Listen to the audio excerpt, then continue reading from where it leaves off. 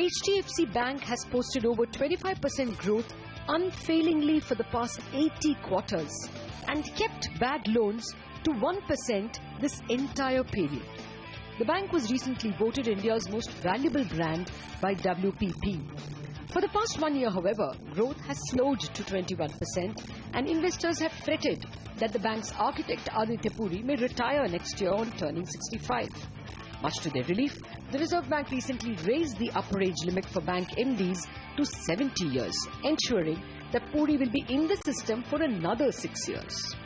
So what's up the super banker's sleeve for his last innings? Let's find out.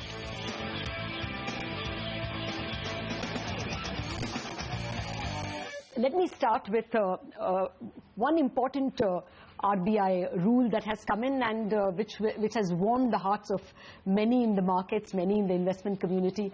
The Reserve Bank has raised the upper age limit for retirement for managing directors to 70 years.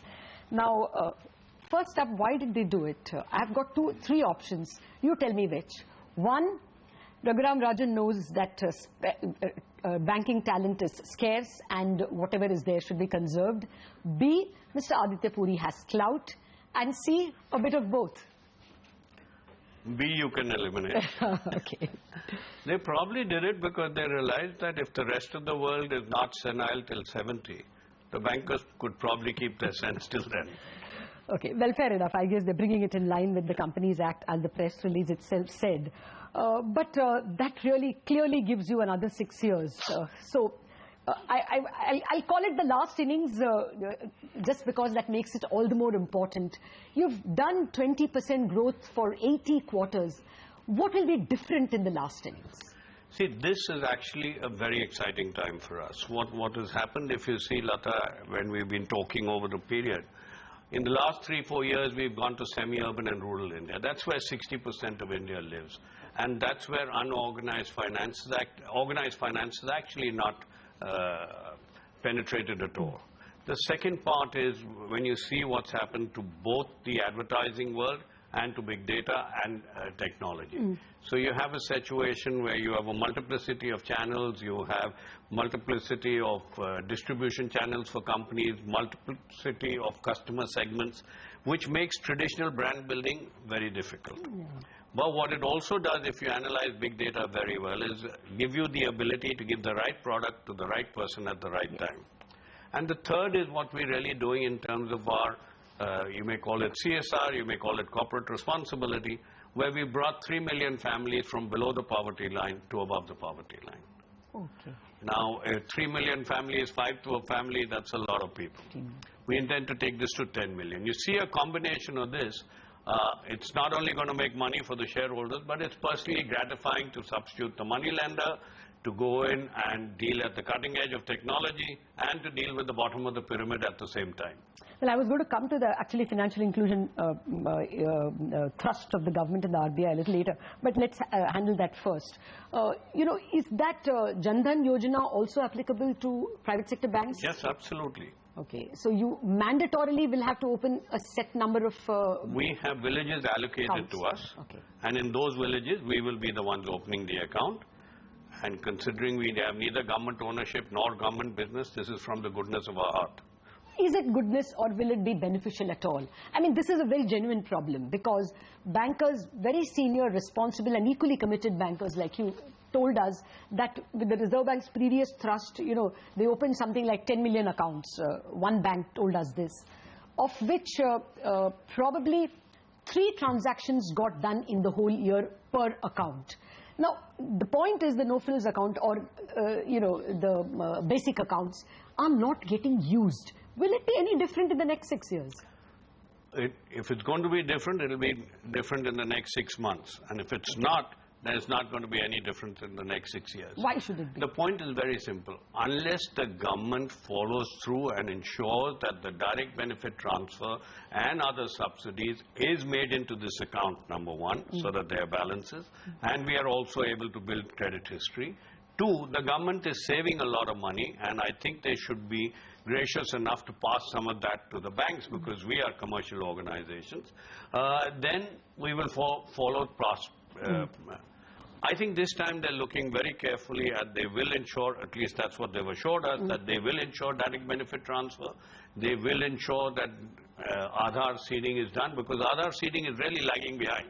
So Aadhaar seeding has to be done, and then we have to match the records with the government, and money has to be paid there.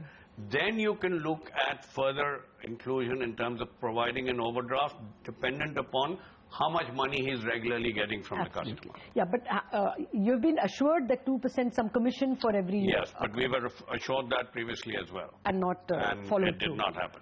Okay, now I'll tell you, I took one case study on a previous Indianomics show. Andhra Pradesh is the United Andhra Pradesh was most advanced in terms of Aadhaar seeding. You know, they had 8 crore Aadhaar cards. Practically the entire state was covered. They shifted to the post office. Exactly. That was my point. So I know that. No, then how are you so sure? No, I'm not sure. I'm just hoping. Okay. So, and Rajasthan has its own scheme. So the state governments and the center have to be in sync. Aadhaar has to be there, and they have to ensure that we get the direct benefit transfer. Otherwise, there is no other source of funds. Okay. Well, that exactly also was my point. Okay, let me come to the other issue. Do you think Payment Bank will be able to achieve, at least in urban areas and semi-rural areas, what probably basic accounts won't? I'm not quite sure. I think we need a clear definition for everybody to understand what a payment bank is.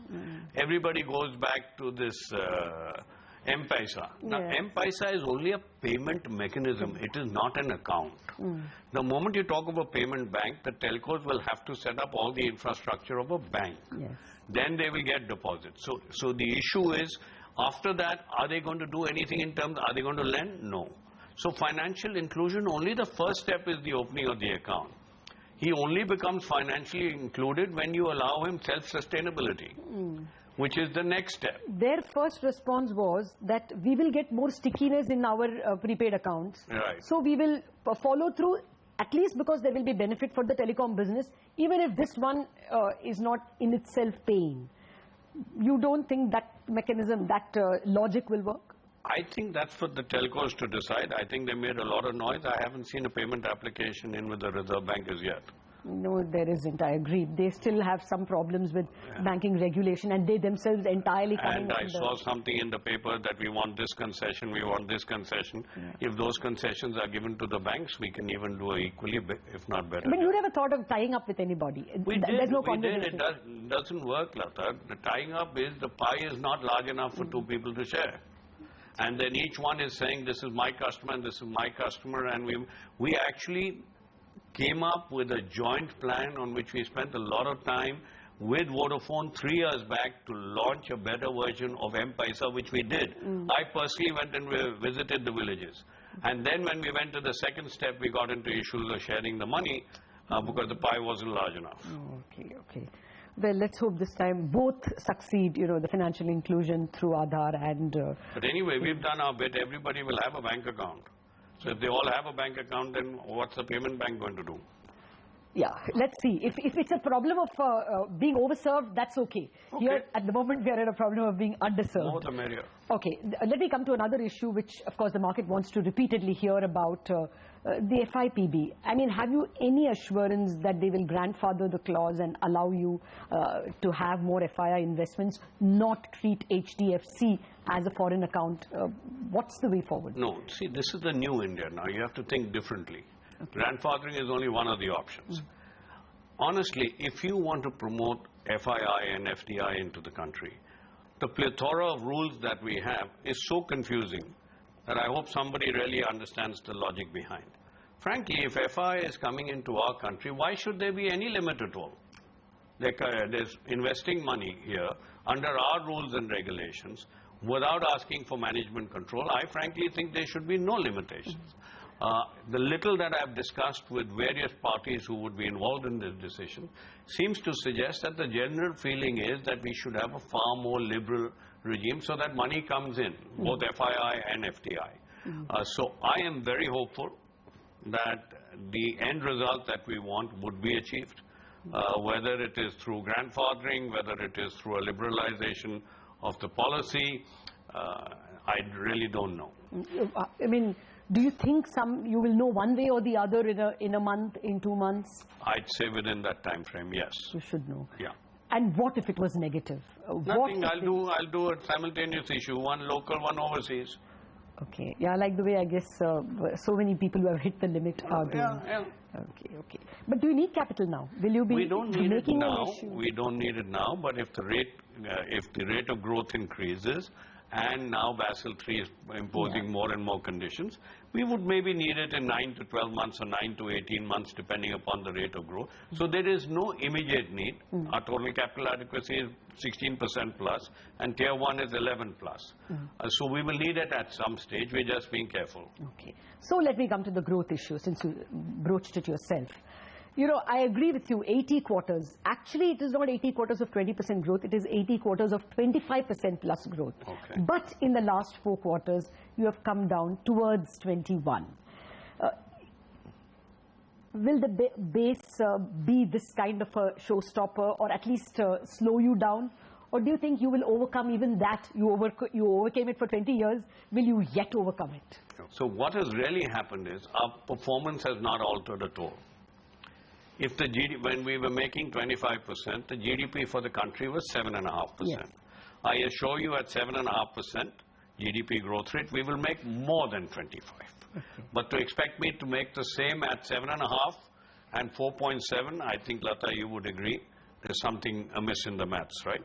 So the slowdown is because there's a general slowdown in the economy. Even within that, I could still press and make 25, but I don't want to push the envelope. Because we have the capacity, even in this, we don't have the bad debts, we have expanded our distribution, but we normally don't like to push the envelope and try and force growth. So our normal basis for growth is GDP, real GDP, into 3 is what the system grows at, and we gain market share of 4 to 6%. I assure you and anybody else who wants to hear that that is intact. All right, point taken. Prudent banking, you should not run faster in a slowing economy, but is the economy turning? That question to you, Mr. Puri, after this very short break. We are back in a jiffy.